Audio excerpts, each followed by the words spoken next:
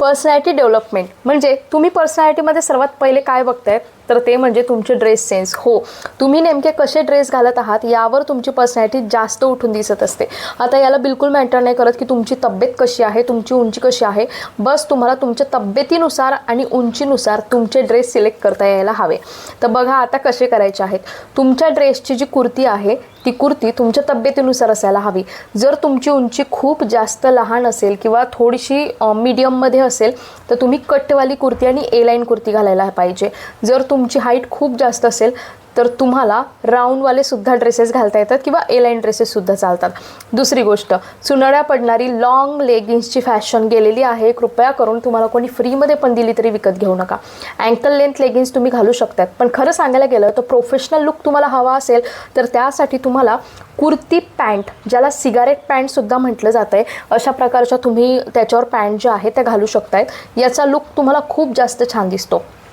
पुन्हा एक गोष्ट सांगेल, आणि जर तुमची उंची खूप जास्त कमी आहे आणि तुमचं बेली फॅट खूप जास्त आहे किंवा तुमची लोअर बॉडी खूप जास्त असेल तर तुम्ही प्लाझो घालणं टाळा. प्लाझो घातल्यामुळे तुम्ही आणखीन बुट्टे दिसणार आहात आणि तुम्ही आणखीन जाड दिसणार आहात. म्हणून प्लाझो निवडताना जर तुमची उंची खूप जास्त असेल तरच प्लाझो निवडा, आणि तुम्ही उंचीने कमी असाल तर प्लाझो अवॉइड करू शकत आहात. याचबरोबर आणखीन सांगेल स्लीव्जबद्दल. जर तुमचे हाताचे दंड खूप जास्त जाड असतील तर एवढ्या स्लीव्ज घालणं बिलकुलच टाळून टाका. तुमची ब्लाऊजची स्लीव्जसुद्धा एवढी असावी आणि ड्रेसची स्लीव्ज एवढी किंवा एवढी असावी. तुमच्या हाताची स्लीव्ज जेवढी जास्त तितकी तुमची हाताची जाडी जी आहे ती कमी दिसणार आहे. जर तुमची तब्येत खूप जास्त असेल तर तुम्ही कॉलरचा ड्रेस घालू नका, यामुळे तुम्ही आणखीन जाड दिसतात. ड्रेसचा गळा हा गोल आणि त्यामध्ये एक छोटासा त्रिकोण जसा मी आता घातलेला आहे तसा असावा. यामुळे तुमचा चेहरासुद्धा खूप चांगला हायलाईट होतो आणि तुमची जाडी जी आहे ती कमी दिसून येत असते.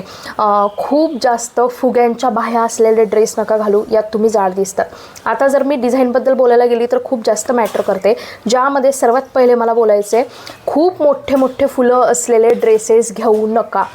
ड्रेसवर अशी बारीक सुंदर प्रिंट असायला हवी, नाहीतर ड्रेस हे डायरेक्ट प्लेन असायला हवे. यामध्ये तुम्ही प्रोफेशनल दिसतात आणि बारीक दिसत असतात आणि तुम्ही एकदम परफेक्ट अशा फिगरमध्ये दिसत असतात.